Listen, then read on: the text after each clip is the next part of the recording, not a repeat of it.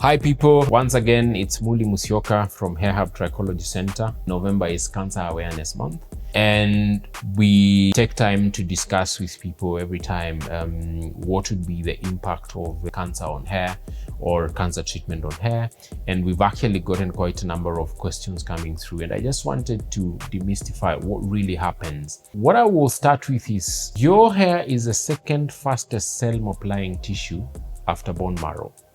That means that you need a huge amount of cell multiplication to happen for your hair to grow. Number two, the process of cell multiplication, we call it mitosis. So cancer, it's an abnormal multiplication of cells. So for doctors to manage that, they actually put you on anti-mitotic or anti-cell multiplication treatment. So what that does is that it affects the multiplication of cells that is needed for your hair or your hair follicles to perform optimally. So it is not the cancer that really causes the hair loss, but rather the cancer treatment that triggers what we call telogen effluvium. It quickly moves your hair from the growing phase into the shedding phase, and you shed almost everything from your scalp. Now, what must be understood is that the fact that you've lost all the hair strands, the hair follicles stay intact. And that is good news, because it means as soon as you're done with the treatment, then you should be able to start producing your hair again. However, some patients will experience very fine, wispy hair growth, but with time, this hair should be able to gain back its girth and texture that was before you started the cancer treatment.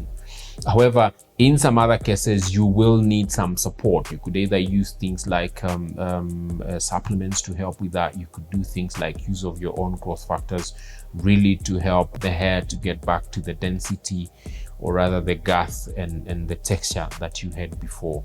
Essentially, what happens is not the cancer that really triggers the hair loss, but rather the treatment of the cancer. And this is just telogen effluvium. It's not a permanent loss of hair. It's a temporary loss of hair until you're done with that treatment. Then you should be able to get your hair growing back and enjoy your mane once again. Some people will take vitamin E some weeks to the cancer treatment to ensure that they reduce on the destruction of cells. However, that cannot be taken in tandem with the treatment because it could interfere with the treatment. So the encouragement to anyone who has been through chemo and you've lost your hair is that as soon as you're done, your hair should be able to come back. If it doesn't come back, there are things that can be done to really accelerate the hair regrowth and gaining of girth and the texture of the hair that you had before the treatment. And we wish you all the best with your recovery in God's speed. Thank you so much, guys, and hope to see you soon as we discuss more about hair, scalp, and any other body conditions.